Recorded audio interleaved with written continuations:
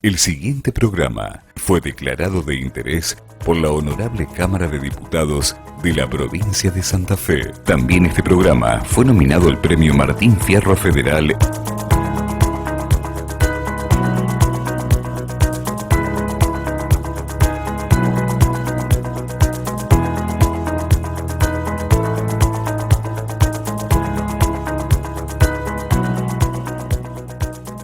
Se llega a la maternidad o a la no maternidad por distintos caminos, pero siempre es una elección. Tener o no tener hijos, entre los sentimientos propios y los mandatos sociales. Mujeres, hombres, parejas que hacen hasta lo imposible para tener un hijo y aquellos que prefieren no tenerlo.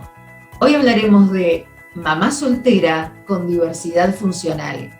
¿Una decisión acertada? Bienvenidos a ¿Y ustedes para cuándo?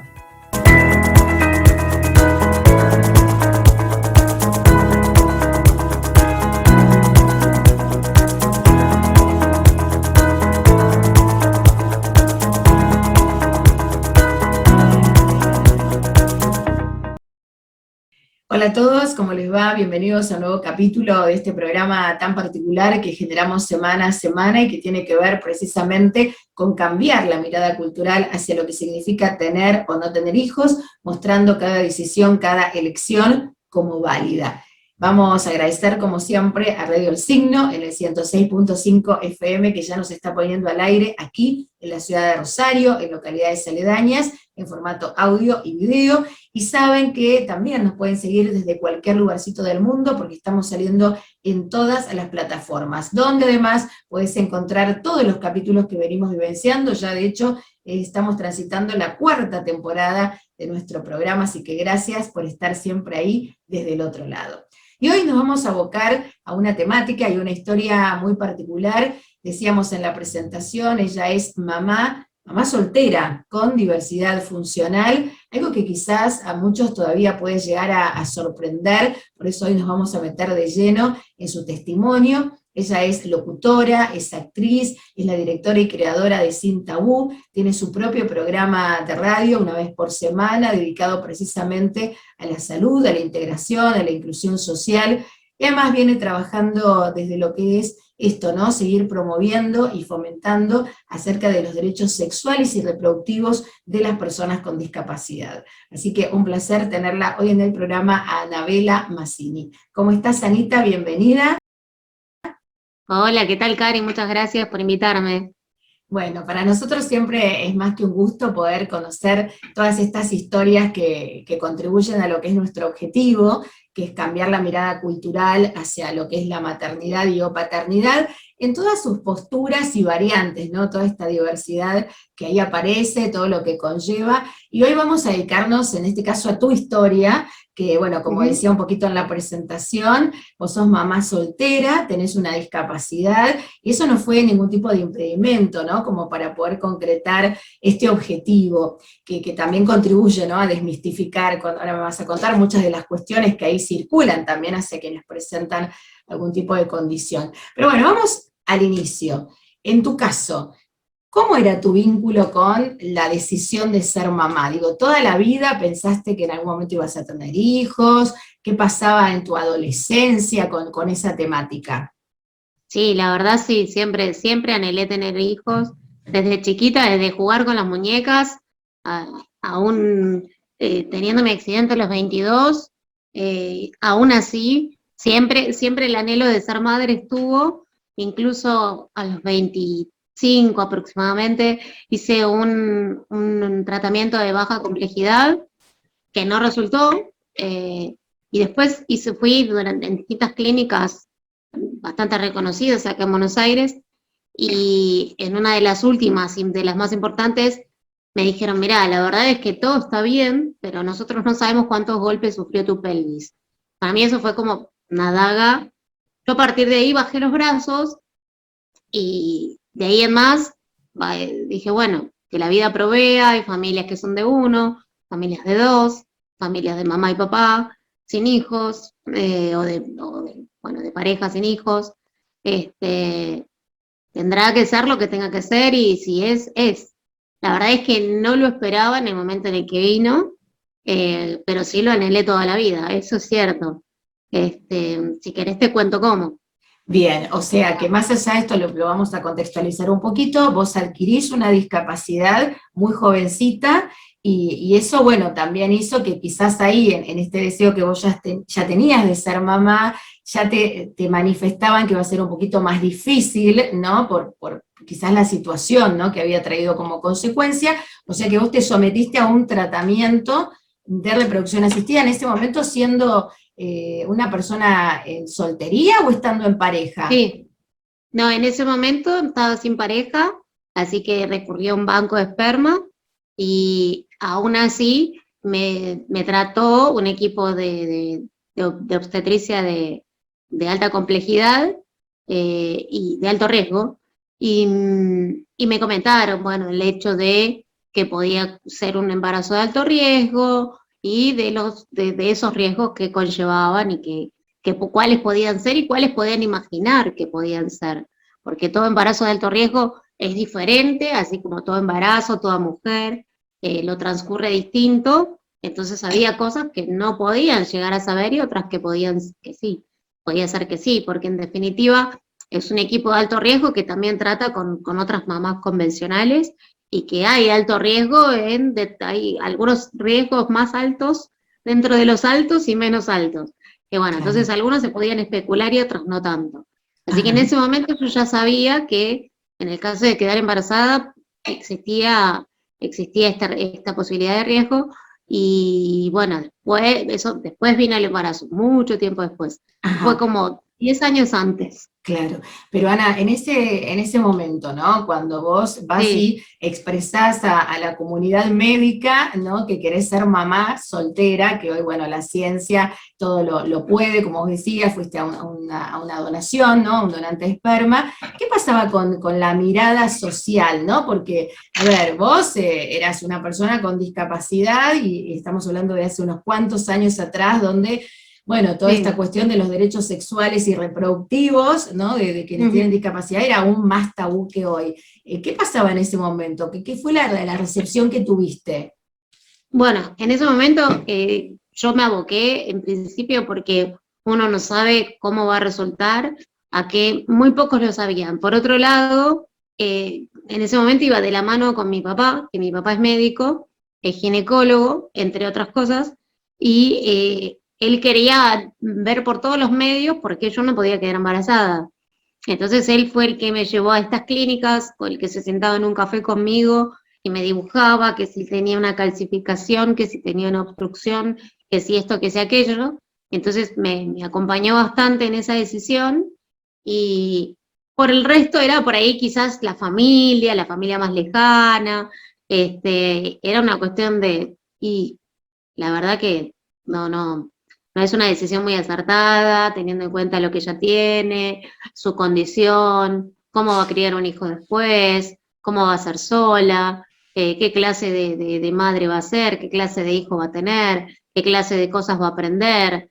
Así que sí, con respecto a la mirada social, tanto antes como hoy existen muchos tabúes alrededor de los derechos sexuales y reproductivos de las personas con discapacidad, sea cual fuere Claro, la sí, discapacidad. por eso te preguntaba, ¿no? En aquel momento que había pasado, más allá de como nos estás contando, tu contexto más cercano que ahí te acompañaba, ¿no? Quizás, bueno, esto, las diferentes miradas acerca de lo que era tu decisión. Bueno, ese tratamiento de reproducción no resultó entonces No, y empezaron a pasar los años y ¿qué pasaba con esto de, bueno, seguir presente este deseo de concretar ser mamá? ¿Tuviste parejas en todo eso que vino en lo posterior?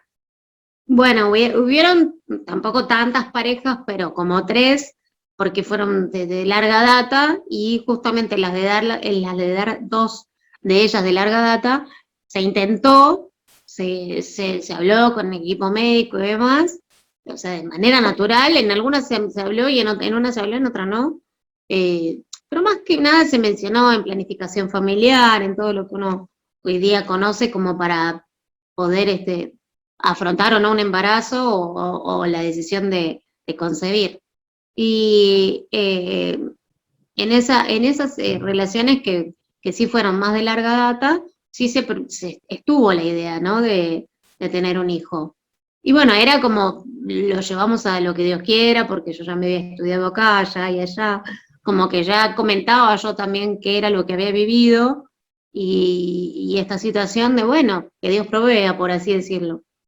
Y, y así fue que tampoco, entonces no se daba, no se dio, hasta que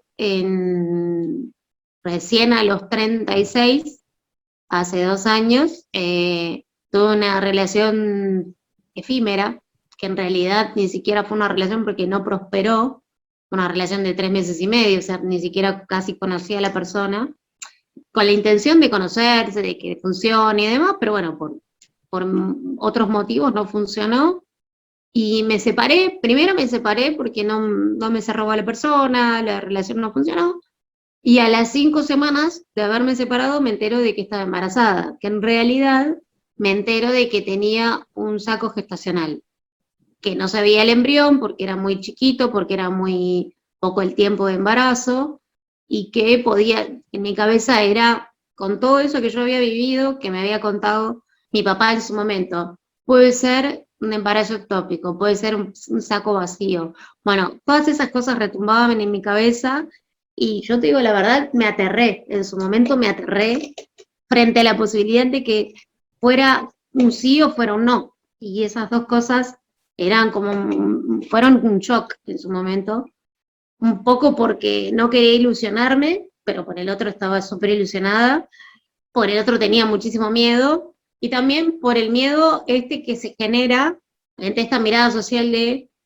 que te impone en la cabeza, o que te pone en la cabeza de ¿y qué clase de madre voy a ser? ¿Y qué pasa con el embarazo? Y, por ejemplo, bueno, miedos hay miles, pero uno de los tantos, por decir, y si subo mucho de peso y la panza y el bebé no puede respirar porque estoy en silla, entonces presiona y genera, entonces, un montón de cosas en ese mismo momento en el que me lo dijeron, el mismo día cuando salgo del sanatorio, quedé como absorta, Wow, y claro. a partir de ahí, bueno, lo comuniqué a la persona digamos, al genitor de mi hijo, me dijo que no, que seguramente era de alguna otra persona, así que bueno, dije, ok, será del Espíritu Santo, y ahí, a partir de ahí, dije, bueno, este camino se emprende sola.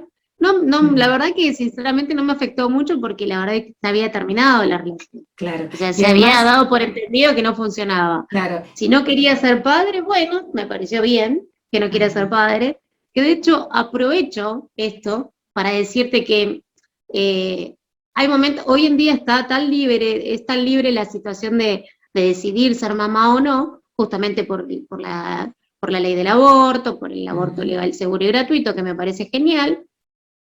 Pero por otro lado, si a los 5 años de decir, bueno, no quiero tener un hijo, quiero abortar, obviamente que hay motivos y hay otros, ¿no? Pero dentro de parámetros normales. Si a los 5 años digo, ay, no, ¿sabes qué? Ahora sí quiero ser madre.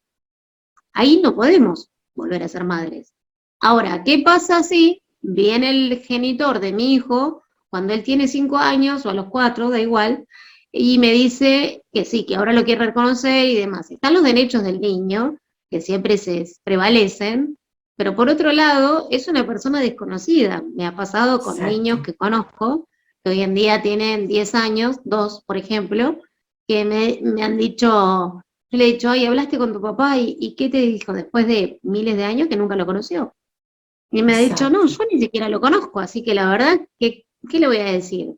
Y la verdad es que con esas respuestas he ido aprendiendo yo, hijas de mis amigas, que me han enseñado, de hecho me han dicho, yo no tengo papá y mi papá no está conmigo 3 años y medio, te digo, cuando la conocí, cuando la empecé a cuidar, yo no tengo papá y mi papá no está conmigo porque mi papá no estaba preparado para ser papá. Ese día me estaba enseñando a mí qué le iba a decir yo a mi hijo el día en que pasara todo esto. Realmente me acordé de esas palabras.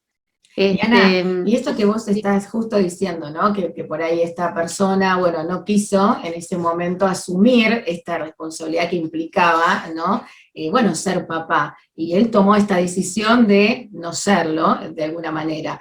Pero también me pongo a pensar en lo que vos antes expresabas, que quizás en esto de ser mamá soltera, por así decirlo, vos ya habías tomado esa decisión de también ejercer una maternidad sola cuando tenías 20 y pico de años, ¿no? Y someterte a un Claro, tratamiento pero de yo ahí no tenía reproducción. pareja por las Claro, circunstancias de la vida. exacto, Si pero hubiera ¿cómo tenido la...? pareja, yo encantada. Claro, Es más, claro. estuvo planificado también hacer esto con un amigo, y mi amigo se hizo un espermograma y todo, y tenía bajo recuento de espermas, por ende no se hizo.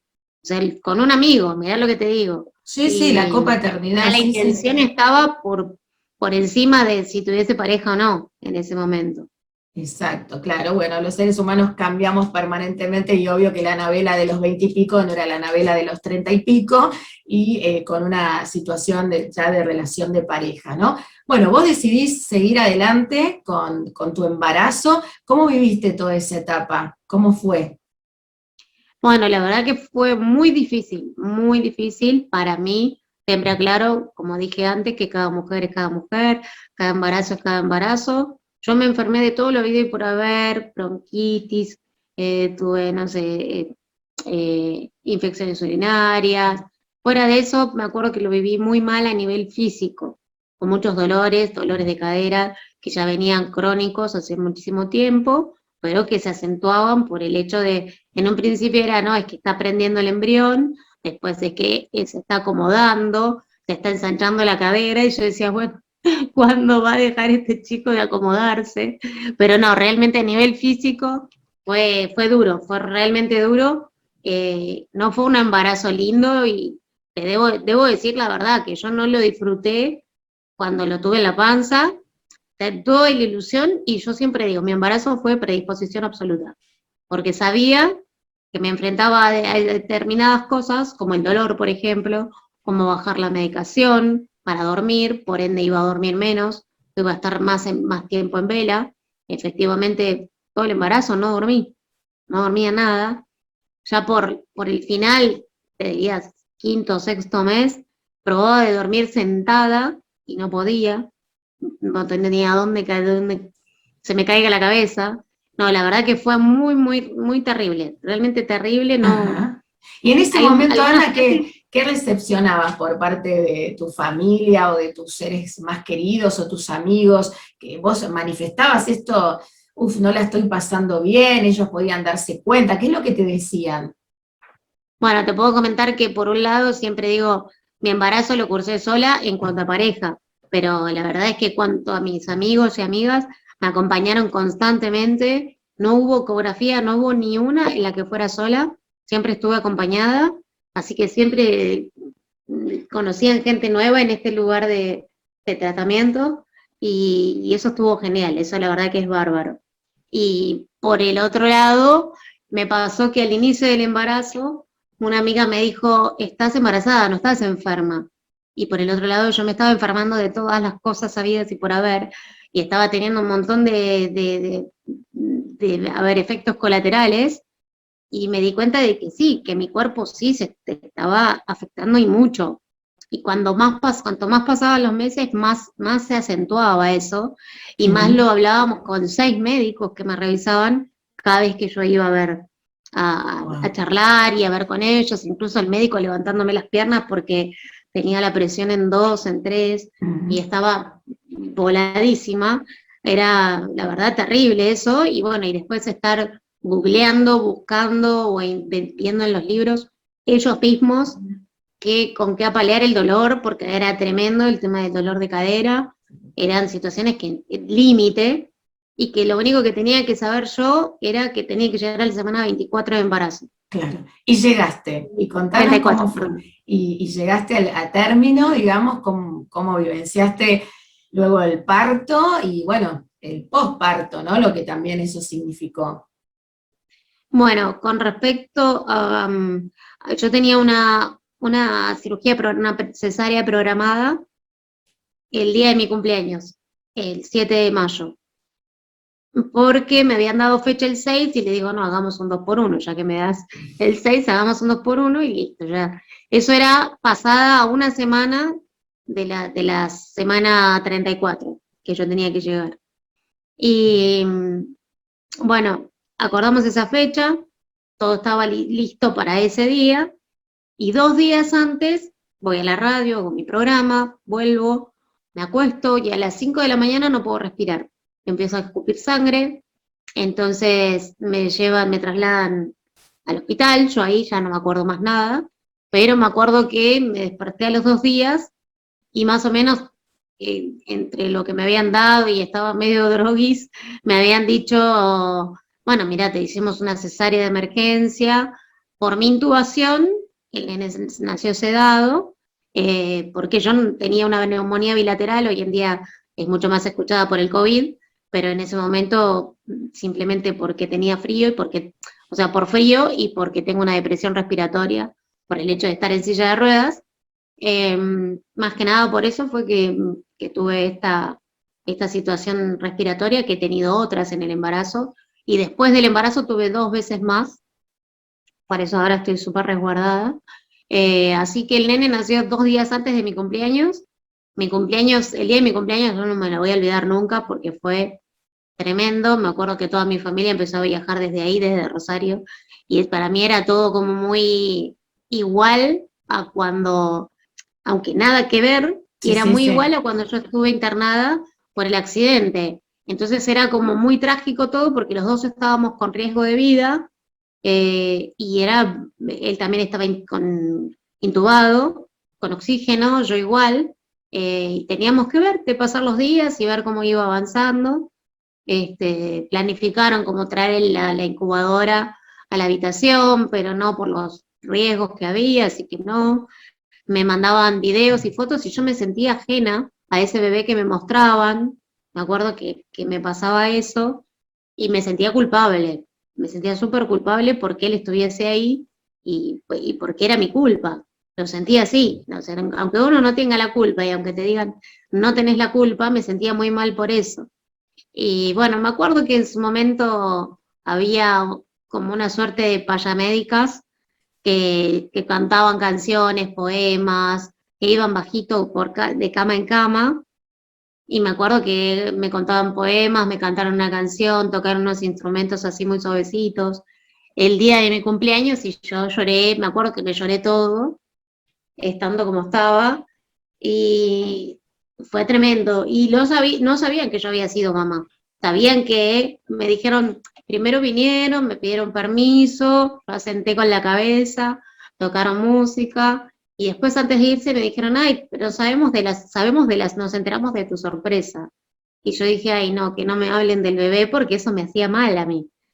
Y era de que era mi cumpleaños, a mí ni me importaba eso.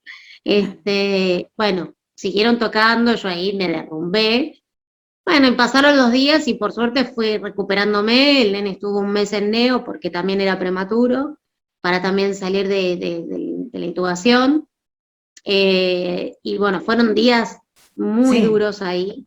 El neo siempre es duro, para cualquier persona que lo haya vivido ya con un niño prematuro, se ven muchísimas cosas que uno piensa. Yo tenía la idea de que Neo era la nursería de las películas. Cuando Sí. lo vi no era lo mismo. Exacto. Entonces, Ana, y contame cuando, bueno, ya vamos a hablar de lo positivo, cuando pudiste salir de esa situación, ¿no? Cuando ya te recuperaste, ¿cómo fueron estos primeros momentos con él, ¿no? Con tu hijito, digo, ¿era como lo habías imaginado? ¿Cómo empezaste a vivenciar toda esa etapa, ¿no? Que para cualquier mujer, ¿no? Acá hemos escuchado tantos testimonios, es desafiante, ¿no? Bueno, ¿cómo fue en tu caso? bueno, en el mío fue en principio conocerlo. Cuando me dijeron que podía ir a conocerlo, me acuerdo que me tenía que dar 2 baños de asepsia por las infecciones, porque yo seguía internada, pero en el lado opuesto, digamos, del hospital, porque no estaba en maternidad, estaba en terapia intensiva.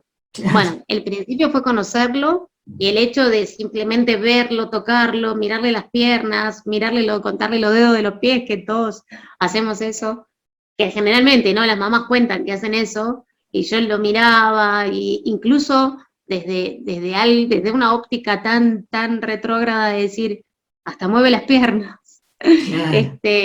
Pero es una cuestión que es inevitable que venga a uno, ¿no? Y bueno, era tan chiquitito, tan diminuto, que en ese momento me acuerdo que lo que pregunté es, ¿y cuánto tiempo me puedo quedar?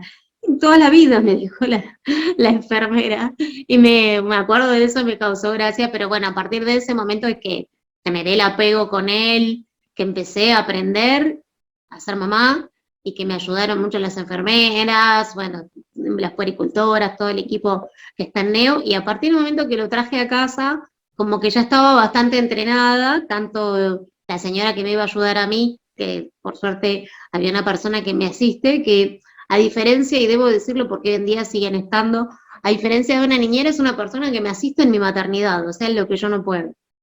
Claro. Y eso es importante porque se puede, con asistencia se puede. Y no siempre es una asistencia externa, sino que puede ser un familiar o quien se pueda prestar, una vecina.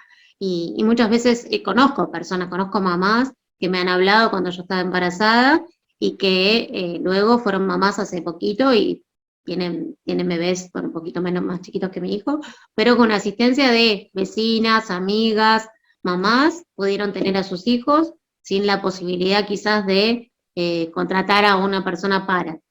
En mi caso yo fui reduciendo, pero la verdad, reduciendo la cantidad de horas. Y cada vez volcando más tiempo entre mi hijo y yo, y viendo cómo me desenvolvía como mamá. La verdad que al principio estaba embobada, y bueno, no es que ahora no, pero quiero decir los inicios que son desafiantes porque no lo puedes dormir, porque en mi caso, hay bebés que son súper dormilones, pero en mi caso no tomaba teta, tomaba mamadera, estábamos entre la señora y yo acunándolo hasta las 5 de la mañana, y bueno, nos turnábamos básicamente, pero fue un desafío lindo. La verdad que en ese momento, la etapa bebé, yo la disfruté muchísimo. Ahora tiene 2, y la verdad, el año pasado también fue muy lindo. Yo creo que todas las edades tienen su encanto, ¿no? Y tienen bueno, ahora a partir de los 2 también tienen sus momentos de querer, de buscar la libertad, de no conocer los riesgos y de uno también estar atento desde el lugar que le toca vivir. Desde mi lugar, ver que él toque un enchufe y estar en una silla de ruedas es también convencerlo de que eso está mal. Y también digo que a veces no sé si viene las cosas justas así cuando tienen que venir. Yo creo que también mi hijo vino en el momento en el que tenía que venir. Básicamente que en el momento en el que yo lo buscaba no estaba preparada para ser mamá. Y por todo lo que viví después también te digo, Sí. en el embarazo y todo lo que te estoy contando, sí. Y Ana, Y vos hoy cuando salís a la calle, ¿no? Bueno, ahora estás un tanto más, como nos dijiste, resguardada, ¿no? Por todo lo que es el contexto y demás, pero bueno, en las oportunidades en que salís a la calle y la sociedad te ve, ¿no? Siendo usuaria de silla de ruedas y con un bebé, ¿percibís algún tipo de sorpresa por decir, debe ser su hijo? ¿O qué es lo que recepcionás? Más allá de la gente que obviamente te conoce y ya sabe, ¿no? Incluso tu historia, pero ¿qué pasa con aquel que por ahí no sabe de vos y que de pronto, digo, ve a alguien con discapacidad motriz y siendo su mamá? ¿No? No el hermanito ni el niño que está de sí, casualidad. sí, sí, sí. Bueno, me pasa que la verdad es que la recepción es, por mayoría, es positiva, porque mi hijo, por ejemplo, va en mi silla encastrado, por así decirlo, entre mis piernas. Él mismo va agarradito de los cañitos y va ahí, viaja ahí. Le encanta ir ahí, y bueno, yo lo dejo. Entonces le armé un cinturoncito y todo por seguridad. A la gente que va por la calle encantada siempre ves esas miradas de ¡ay, qué tierno! O te lo dicen. En la plaza mismo, o que me ven jugar con él, le digo, vení con mamá. La verdad que la gente se queda como impactada, pero en el buen sentido. Hay alguna que otra que te dicen, te lo alcanzo, es tu sobrino, o te preguntan esa situación de no creer que uno puede Claro. ser la mamá. Eso sí pasa también. Pero bueno, por suerte y por mayoría, no, y hoy en día estamos también en un punto de inflexión, no solamente por lo que está pasando a nivel mundial, por la pandemia, sino también por el hecho de que también influyó mucho en la empatía, ¿no? De las personas, y empezar a pensar en los otros y empezar a ayudar a los otros y estar fijándonos un poquito más en lo que el otro necesita.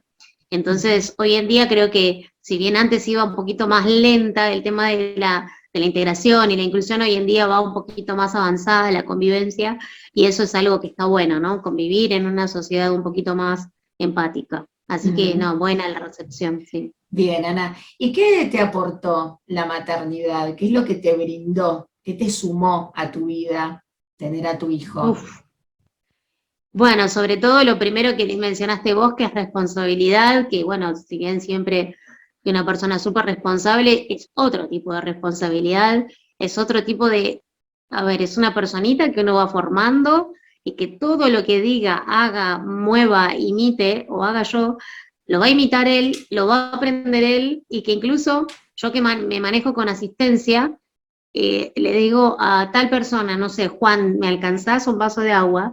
Y él hoy día, que tiene 2 y está aprendiendo a hablar, es Juan, el vaso de agua. Entonces, digo, ¿hasta qué punto uno tiene que estar teniendo en cuenta eso? Y yo le digo, no, Juan está para asistir a mamá, o Juan está para darle el vaso de agua a mamá, vos pedímelo a mí. Entonces, bueno, igualmente como viene de mano de Juan, porque yo no lo puedo agarrar con las manos, al vaso de agua, digo, ¿no? Porque no puedo movilizar los dedos de la mano. O sea, ya partiendo desde esa base, cuando vos me preguntabas cómo fue los inicios, yo me ataba la mamadera a la mano para darle la mamadera, porque no quería perder esos momentos. Eso y de ahí mis cosas más que me ingenié o me inventé cosas caseras, porque con una colita del pelo me ataba la mamadera y le daba la mamadera, era súper chiquito también el acunarlo, el dormirlo, hasta que el peso me empezó a doblar a mí y dije, bueno, ya está, pero ya tenía casi un año, así que en algún momento iba a pasar. Y bueno, busqué otras maneras y eso me ayudó muchísimo, porque todas esas maneras, si bien para mí fueron naturales, no son tan obvias. Entonces, también empecé a tomar registro, tanto de mi embarazo, del post-embarazo, tomar registro de cómo hacemos las cosas, ¿no? Por ejemplo, el huevito que utilizamos, el huevito que va en los coches, usarlo para dormir al bebé. Entonces, que el acunarlo sea algo natural y que yo lo pongo en el piso y simplemente muevo la manijita. Y él Ujú. venía y se sentaba, esto duró todo su primer año. Todo su primer año, él mismo venía, se sentaba desde que empezó a caminar, y yo lo acunaba y se dormía así. Ahora ya cambió a otra posición en la que se duerme sobre un almohadón y yo le canto. Bien, creí que no iba a poder todas esas transiciones. Y todas esas transiciones me costaron, lógicamente, y me frustré los primeros días y a veces no te sale. Pero bueno, implica mucha perseverancia. Así cuando yo dije que ese embarazo implicaba perseverancia, creo que el hecho de la decisión de ser mamá implica ser perseverante toda la vida, toda la vida. Exacto. Y ahí por ahí no tiene que ver esto de tener o no la condición de discapacidad, ¿no? Como lo Claro, hemos escuchado en tantas oportunidades. Y me quedo, bueno, con eso que vos también antes dijiste, la buena recepción por parte de la sociedad, ¿no? Que ahí quizás te ves siendo mamá, más allá de ser usuaria de silla de ruedas, pero bueno, sé que vos también venís trabajando por esto de los derechos, ¿no? Sexuales y reproductivos de las personas con discapacidad, a maternar, a paternar, porque parece que todavía circula esto de quien tiene discapacidad siempre tiene que ser, ¿no? El asistido, el ayudado, ¿cómo entonces va a ser quien, al contrario, ¿no? Tenga la posibilidad de ejercer el otro rol, la otra función, ¿no? De claro. poder ayudar y asistir, en este caso, a un hijo. ¿Qué es desde ese lugar lo que a vos te parece que hay que seguir, ¿no? Difundiendo, promoviendo, para que se respete en definitiva esta elección que todos podemos tener, precisamente, hacer o no ser, ¿no? Mamá y o papá. Claro, bueno, una de las cosas la mencionaste vos y es tener en cuenta que parte de los derechos sexuales y reproductivos es también la condición de no querer concebir, que hoy en día hay muchas chicas que también luchan por esos derechos y me parece genial. Forma parte también de los derechos sexuales y reproductivos, eh, también a veces por los riesgos y a veces por decisión propia.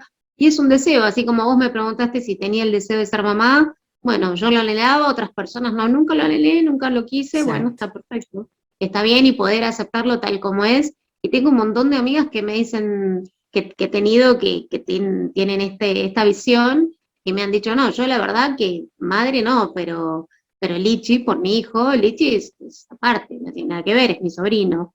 Entonces, y la verdad es que viéndolo jugar con ellas y demás no tiene nada que ver una cosa con la otra, el vínculo se ejerce igual.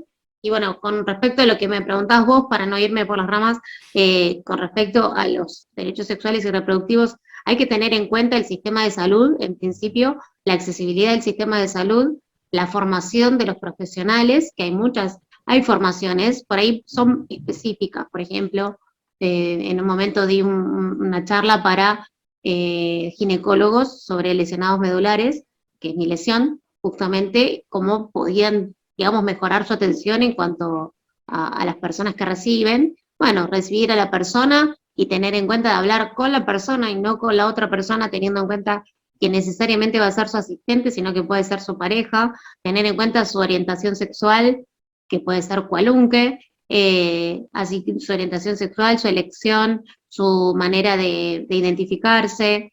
Hay distintas maneras, así como en una persona convencional la puede haber, bueno, en otra también. Entonces, la formación de los profesionales, el sistema de salud también, la posibilidad de que la alternativa, digamos, de la asistencia sexual de personas con discapacidad también formen parte del sistema de salud, que no sea tan difícil, por mucho que haya ley de maternidad asistida, que no sea tan difícil el hecho de acceder, porque te piden muchas cosas y muchos intentos de no haber podido, que implican mucha plata en el medio, y tener en cuenta esto, la falta de recursos, ¿no? Porque ante la falta de recursos hay muchos derechos que se ven vulnerados.